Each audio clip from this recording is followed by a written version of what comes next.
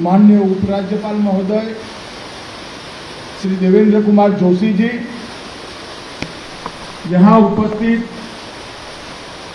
अलग अलग पार्टी से राजनीतिक दलों से पधारे हुए सभी नेतागण, भारत सरकार के गृह सचिव, अंडमान प्रशासन के मुख्य सचिव lieutenant general Ajay Singh ji, DGP Satyendra Garg ji, और आज इस छोटे से मगर बहुत महत्वपूर्ण कार्यक्रम में आए हुए प्यारे भाइयों और बहनों को नमस्कार। आज जब मैं उपराज्यपाल महोदय के साथ इस सुभाष बोस द्वीप की धरती पर जब कदम रखा, तब मैं बहुत रोमांचित, और बड़ा स्वाभाविक है रोमांच होना, बड़ा स्वाभाविक है हर्ष आना, बड़ा स्वाभाविक है गर्व होना, क्योंकि सालों से हम अंग्रेजों के खिलाफ जो लड़ाई लड़ते थे, देश को आजाद कराने की, उसका पूर्ण स्वराज भले 1947 में मिला हो, 15 अगस्त 1947 को, मगर 1943 में भारत का एक हिस्सा भले 2 साल के लिए ही अंग्रेजों की चुंगाल से मुक्त कराने का काम सुभाष बाबू ने किया था, प्रिय नेताजी ने किया था, और ये वही जगह है जिसको अंग्रेजों से मुक्त कराने का काम है। और देश भर के लिए, देश भर के देशभक्तों के लिए, और विशेषकर देश की युवा पीढ़ी के लिए ये बहुत महत्वपूर्ण स्थान बनना चाहिए, क्योंकि यही हिस्सा है जहां पहली बार नेताजी ने 2 रात यहीं पर गुजारी थी, और यहां से सामने हमारा प्यारा तिरंगा, 100 फुट ऊंचा तिरंगा जो दिखाई पड़ता है, वहां पहली बार नेताजी ने तिरंगे को फहराने का काम किया था। मित्रों, हम आजादी के अमृत महोत्सव को देश भर में मनाने का काम कर रहे हैं, और आजादी के अमृत महोत्सव के माध्यम से बच्चों और युवाओं में देशभक्ति की भावना जगाना चाहते हैं, और देशभक्ति की भावना के आधार पर ही वो नए भारत के निर्माण में लगे, महान भारत के निर्माण में लगे। और मोदी जी ने जो स्वप्न देखा है कि हमारा भारत पूरी दुनिया में महान भारत बनकर अपना उचित स्थान प्राप्त करे, उस दिशा में हमारी नई पीढ़ी आगे बढ़े। इसलिए मैं 2 दिन से अंडमान हूं, कल सुबह तक हूं, दोपहर तक हूं। ये अंडमान निकोबार अपने आप में एक मायने में एक प्रकार का आजादी के आंदोलन का तीर्थ स्थान है। कल मैं सेल्यूलर जेल गया था, सैकड़ों स्वतंत्र सेनानी इतना कष्टमय जीवन यहां पर देश को आजाद कराने के लिए जिए। ऐसे ऐसे घरों से आए जो शायद आजादी की लड़ाई न लड़ते तो उनकी पूछतों को कुछ करने की जरूरत नहीं थी। ऐसा सुख, चैन, वैभव मां भारती के चरणों में बलिदान कर कर आज काला पानी की सजा यहां पर उन्होंने भोगी। मैंने कल भी कहा था, आज भी कह रहा हूं, देश के हर युवा ने एक बार काला पानी की ये सजा भोगने वालों की यातनाओं को जानना चाहिए, समझना चाहिए, देखना चाहिए। ये सेल्यूलर जेल जो आजादी के लड़ने वालों के लिए एक महातीर्थ बना था, वीर सावरकर जहां 10 साल रहे, भाई परमानंद रहे, जहां सन्याल जी रहे, इस सेल्यूलर जेल को देश की युवा पीढ़ी अगर एक बार देखेगी तो उनको मालूम पड़ेगा कि हमारे पुरखों ने जिस आजादी में हम आजाद भारत में दम ले रहे हैं, ये स्थिति को लाने के लिए कितनी बड़ी कीमत चुकाई। और मैं मानता हूं कि सेल्यूलर जेल के अंदर जाकर जब तक कोई आत्माओं के चित्रण का और साउंड एंड लाइट प्रोग्राम के अंदर उस वक्त की स्थिति का वर्णन नहीं देखता, इसकी कल्पना ही नहीं की जा सकती। इतनी घोर यातनाओं को सहन करने के बाद भी वो आजादी के लिए लड़ते रहे। पूरे परिवार तबाह हो गए, पूरे जीवन तबाह हो गए। किसी ने अपनी उज्जवल कैरियर को, पढ़ाई लिखाई को छोड़कर आजादी के लिए कूद पड़े। सन 57 में कितने राजे, महाराजे, सेनानी, जमींदार अंग्रेजों को खिलाफ लड़कर यहां पर ये द्वीपों पर अपना जीवन काटने के लिए आए। और आजादी के अमृत महोत्सव में मैं इतना ही कहना चाहता हूं कि हां आते ही एक अलग प्रेरणा की अनुभूति हुई। यहां की हवाओं में आज भी वीर सावरकर और नेताजी सुभाष चंद्र बोस का संदेश घुला मिला है, आज भी जरा भी डाइल्यूट नहीं हुआ। मेरा देश भर के युवाओं को अनुरोध है कि एक बार अंडमान निकोबार जरूर आइए और आजादी की लड़ाई के तीर्थ स्थल को यहां आकर जरूर देखिए। मित्रों, मोदी जी ने इसीलिए यहां तीन द्वीप का नाम शहीद स्वराज और सुभाष ब्रिज रखा, जिससे आने वाली पीढ़ियां प्रेरणा ले सके कि इन लोगों ने, हमारे पुरखों ने जो लड़ाई लड़ी, अब देश आजाद हो गया है, उनके स्वप्नों के भारत बनाने की जिम्मेदारी हमारी है। नेताजी के स्वप्नों का भारत बनाना, वीर सावरकर के स्वप्न का भारत बनाना, ढेर सारे ज्ञात अज्ञात, नामी अनामी शहीदों के स्वप्नों का भारत बनाने की जिम्मेदारी आज की युवा पीढ़ी, हम लोगों को।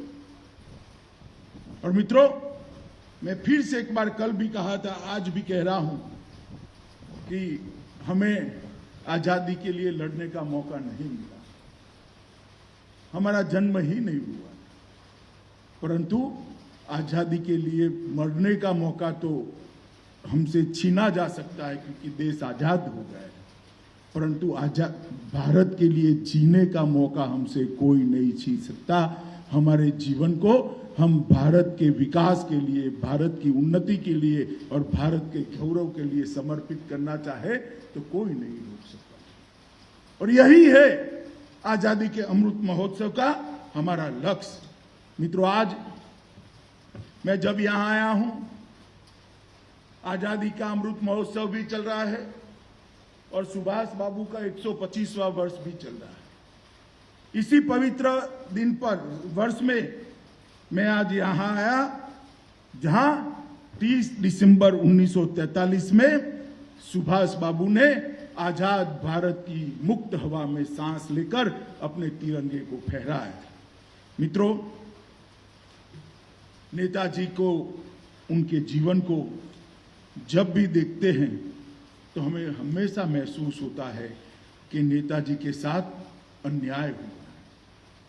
आजादी के आंदोलन के इतिहास का एक तेजस्वी तारा, ध्रुव तारा, आज जब बच्चे इतिहास पढ़ते हैं और उसको देखते हैं तो मुझे लगता है जितना महत्व नेताजी को मिलना चाहिए उतना महत्व शायद नेताजी को नहीं मिला। सालों तक देश के अंदर आजादी के कई जाने माने नेताओं को, उनके योगदान को छोटा करने का भी प्रयास किया, मगर अब समय आ गया है कि सभी को इतिहास में उचित स्थान मिलना चाहिए। जिनका योगदान था, जिनका बलिदान था, जिन्होंने जीवन न्यौछावर करे, उनको इतिहास में जगह मिलनी चाहिए, गौरवपूर्ण जगह मिलनी चाहिए। और इसीलिए इस द्वीप का नाम नेताजी सुभाष के नाम पर रखने का काम नरेंद्र मोदी जी ने किया है। मित्रों, सरदार पटेल के साथ भी कुछ इसी प्रकार का अन्याय हुआ। आज हम जिस भारतीय संघ को, गणराज्य को देख रहे हैं, कोई कल्पना कर सकता है 350 से ज्यादा रियासतों को जोड़ने का काम अगर सरदार साहब 1-1.5 साल के कम अंतराल में न करते तो भारत का अस्तित्व होता था। अंग्रेज तो उनको जो करना था वो कर दिया था, सबको मुक्त कर दिया। आप यहां पर भी जा सकते हैं, वहां पर भी जा सकते हैं, स्वतंत्र भी रह सकते हैं। ये सारी रियासतों को जोड़ने का काम और एक मजबूत भारत बनाने का काम सरदार पटेल ने किया। सरदार साहब को भी जितना सम्मान आजादी के बाद मिलना चाहिए नहीं मिला, मगर मित्रों, इतिहास ऐसा है जो अपने आप को दोहराता है। हम किसी को भी कितना भी अन्याय करने का प्रयास करें, काम जो होता है वो कभी छिपता नहीं है, कभी दिखता दबता नहीं है। और आज केवड़िया कॉलोनी में विश्व से सबसे बड़ी ऊंची प्रतिमा, भारत के अंदर नहीं विश्व में सबसे बड़ी ऊंची प्रतिमा नरेंद्र मोदी जी ने सरदार साहब की लगाई है, जिसको देखने के लिए दुनिया भर से लोग आ रहे हैं। सुभाष बाबू और सरदार पटेल दो ऐसे व्यक्तित्व थे आजादी के आंदोलन के, जिनको भुलाने का प्रयास नहीं करना चाहिए। मगर खैर, उस वक्त जो हुआ वो हुआ। आज सुभाष बाबू को पूरा देश सम्मान के साथ याद करे, इस प्रकार की व्यवस्था यहां पर हम करने वाले हैं। और इसीलिए जहां पर सुभाष बाबू ने ध्वज फहराया था, वहीं पर उसी तिथि पर 75 साल पूरे होने पर मोदी जी ने एक बहुत बड़ा तिरंगा लगाकर एक बहुत बड़ा टूरिस्ट स्पॉट भी बनाया है और एक देशभक्ति की जागृति का ऊर्जा केंद्र भी बनाया है। और ये द्वीप को भी हम आने वाले दिन में विकसित करने वाले हैं और विकसित कर कर यहां पर एक भव्य स्मारक सुभाष बाबू की स्मृति में बने, इस प्रकार की हम व्यवस्था करेंगे। और मोदी जी ने सुभाष बाबू के जन्मदिन को 23 जनवरी को पूरा देश पराक्रम दिवस के रूप में मनाए, इस प्रकार की एक घोषणा भी करी है। और देश की सभी सरकारें और केंद्र सरकार आज पराक्रम दिन को मना रही है। एक ओजस्वी तेजस्वी विद्यार्थी जो आईसीएस बना, उस जमाने में आईसीएस बनने का मतलब था पूरे जीवन का ऐशो आराम सुनिश्चित कर देना। मगर सुभाष अलग उद्देश्य थे, पढ़ाई लिखाई करे थे। उन्होंने आईसीएस की एग्जाम अंग्रेजों की नौकरी करने के लिए नहीं दी थी। आईसीएस की एग्जाम पास करने का काम उन्होंने अंग्रेजों को किस प्रकार से यहां कर मूल समेत उखाड़ कर फेंक दिया जाए, इसके लिए किया था।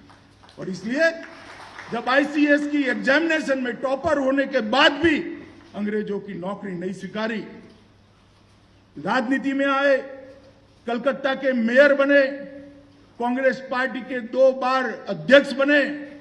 कांग्रेस की कार्यनीति में उनके मतभेद हुए, कांग्रेस छोड़ी और फॉरवर्ड ब्लॉक बनाया और आजादी का आंदोलन का एक नया अध्याय शुरू हुआ।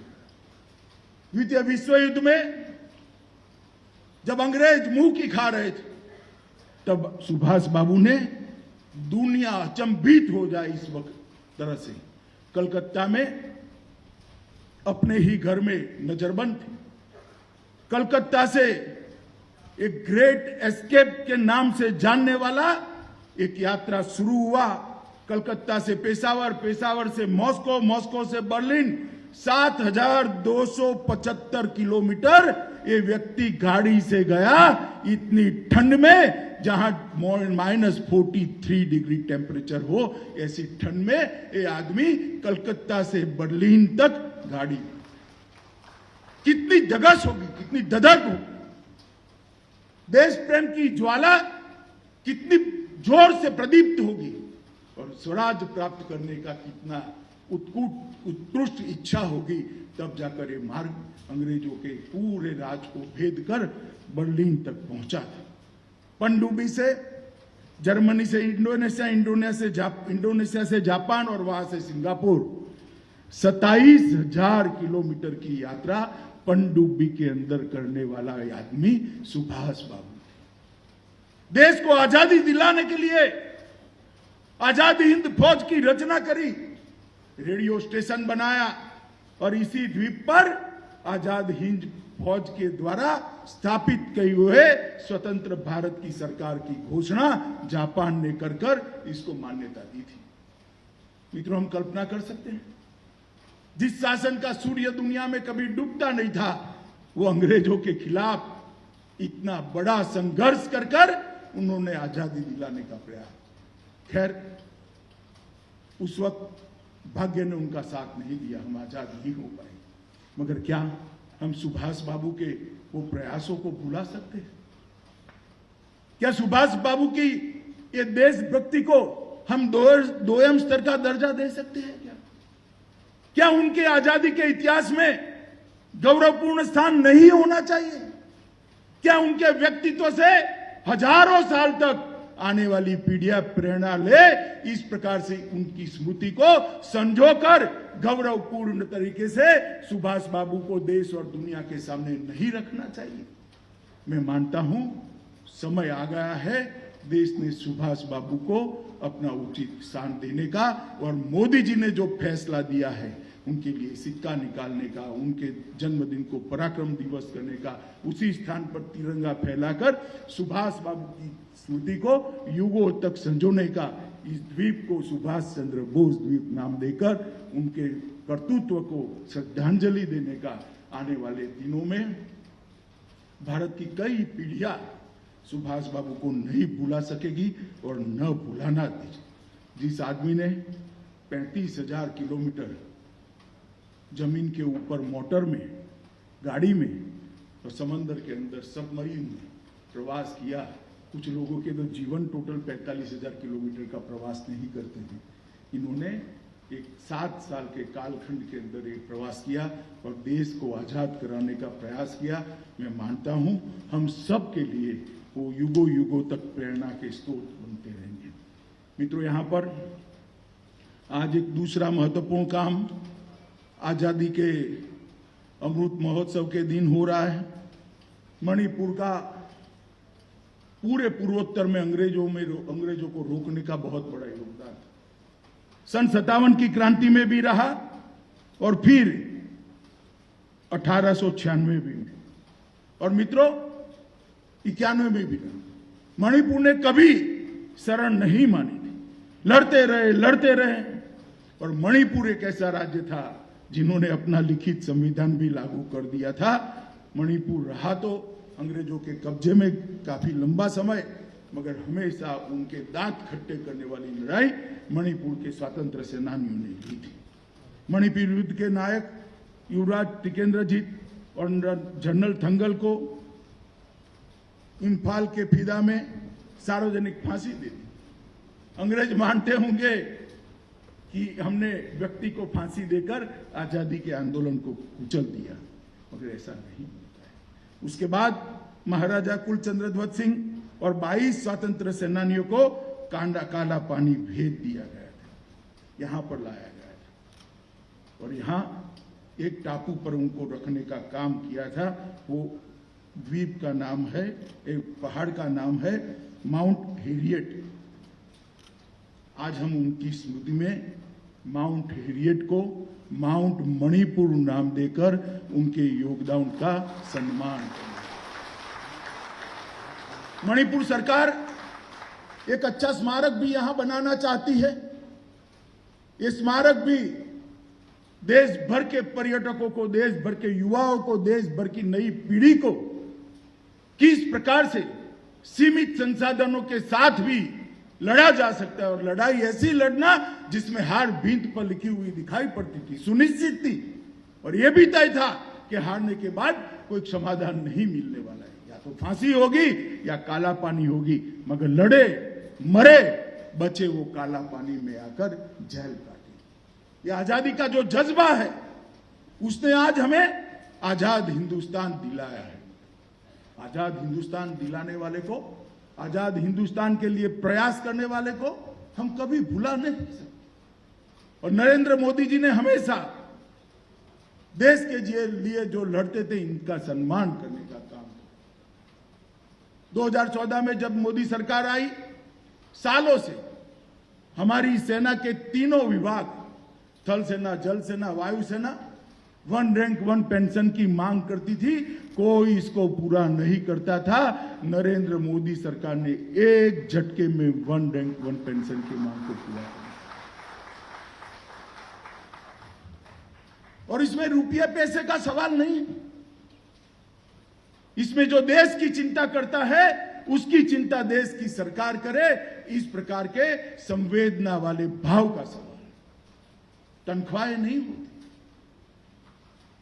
अपने जीवन के सबसे अच्छे साल देश की सीमाओं पर -43 डिग्री टेम्परेचर से लेकर 43 डिग्री टेम्परेचर पर जो निकालते हैं, जो दरिया में रहते हैं, जो हवाओं में रहते हैं, उनके परिवारों को मालूम पड़ना चाहिए कि हमारा घर का बेटा, हमारा मेरे घर का पति और बाप अगर देश के लिए करता है तो देश भी इसकी चिंता करता है। और ये भाव को मूर्त स्वरूप देने का काम नरेंद्र भाई ने किया। मित्रों, आज अंडमान निकोबार द्वीप समूह जब आने वाले दिनों में हम चाहते हैं कि सभी देशभक्तों का ये तीर्थ स्थान बने, दुनिया भर से, देश भर से लोग यहां पर आए, टूरिस्ट बनकर आए, आजादी की ये लड़ाई की जानकारी जान लेने के जिज्ञासु बनकर आए और यहां से प्रेरणा लेकर देश के लिए जीने का संकल्प लेकर जाए, तब यहां पर विकास और इंफ्रास्ट्रक्चर होना बहुत जरूरी है। अभी आपने लंबा लिस्ट देखा, जोशी जी और भी मुझे समझा रहे थे बहुत सारा, मगर एक बात मुझे कहना है कि एडमिरल जोशी के आने के बाद जो योजनाएं वो शुरू होती है वो समय पर पूरी होने की शुरुआत हो गई और मुझे भरोसा है कि सारी योजनाएं समय पर पूरी होगी और अंडमान का विकास सुनिश्चित होने वाला है। आज यहां पर 14 परियोजनाओं का उद्घाटन हुआ है, उसका कुल मूल्य 299 करोड़ है और 12 परियोजनाओं का शिलान्यास हुआ है, उसका मूल्य 643 करोड़ है। अंडमान द्वीप के छोटे से क्षेत्र के अंदर 943 करोड़, लगभग 1000 करोड़ के विकास के काम का आज मोदी सरकार शुरुआत कर रही है। या तो वो काम समाप्त हुए या तो इसके, और ये जो आज एक ब्रिज का लोकार्पण हुआ, वो ब्रिज को भी हमने आजाद हिंद फौज ब्रिज नाम देने का निर्णय किया है मोदी जी ने। और मुझे आनंद है कि ब्रिज पर से गुजरने वाला हर व्यक्ति नेताजी के 35 किलोमीटर के प्रवास, 35,000 किलोमीटर के प्रवास का, उनके साहस का, उनके पराक्रम को हमेशा श्रद्धांजलि देता हुआ एक छोर से दूसरे छोर पर जाएगा। आज बहुत बड़ा काम हुआ है। इसी प्रकार से ढेर सारे काम हुए, मैं कामों को रिपीट करना नहीं चाहता, आपने देखा है, मगर मैं इतना जरूर कहना चाहता हूं कि जल आपूर्ति और स्वच्छता के लिए जो काम हुआ है और स्वास्थ्य के लिए काम हुआ है, एक महीने में यहाँ पर, क्योंकि ये तीनों स्वास्थ्य से जुड़ी हुई चीजें, अच्छा जल, शुद्ध जल भी स्वास्थ्य के लिए बहुत महत्वपूर्ण है, स्वच्छता भी स्वास्थ्य के लिए बहुत महत्वपूर्ण है और स्वास्थ्य को संभालना भी, इसकी जांच होना भी बहुत महत्वपूर्ण है। यहाँ पर हृदय रोग के सारे दर्दियों के लिए किया है, एक नई सुविधा करी है, एंजियोप्लास्टी भी यहाँ पर हो पाएगी, पेसमेकर भी रखा जा सकेगा।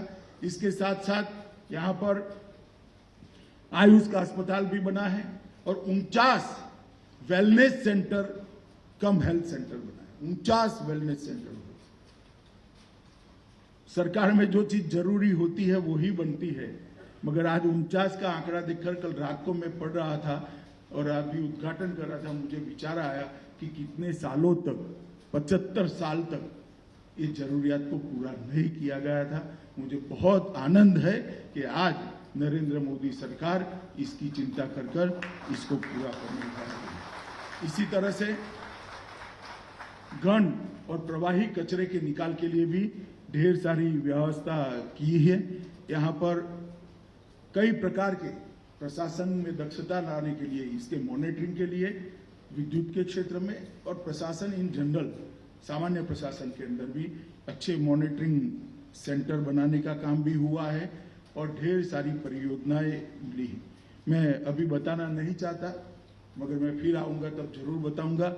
मैं आज एक एरियल सर्वे कर भी आया हूँ, मन में कुछ संकल्प लिए हैं और इसका एडमिनिस्ट्रेटिव रूप समाप्त होने के बाद जरूर घोषणा करेंगे। मगर मैं एक ही बात अंडमान निकोबार के द्वीप समूह में कहकर जाता हूं कि ये आज़ादी के दीवानों का महातीर्थ है और अब युवा पीढ़ी के लिए ये तीर्थ स्थान बन जाए, इस प्रकार की सभी सुविधाएं, उत्कृष्ट सुविधाएं हम अंडमान निकोबार के अंदर करने के लिए निर्णय किया है, संकल्प किया है और इसमें अब ज्यादा देर भी नहीं लगेगी। मित्रों, आज विपरीत मौसम होने के बावजूद बारिश भी काफी तेज और जोर की हो रही थी। आप सब इतनी बड़ी संख्या में आए हैं, मुझे अच्छा लगा। और फिर से एक बार मैं कहना चाहता हूं, सुभाष बाबू की कीर्ति को, सुभाष बाबू के पराक्रम को ये देश युगों युगों तक याद करे।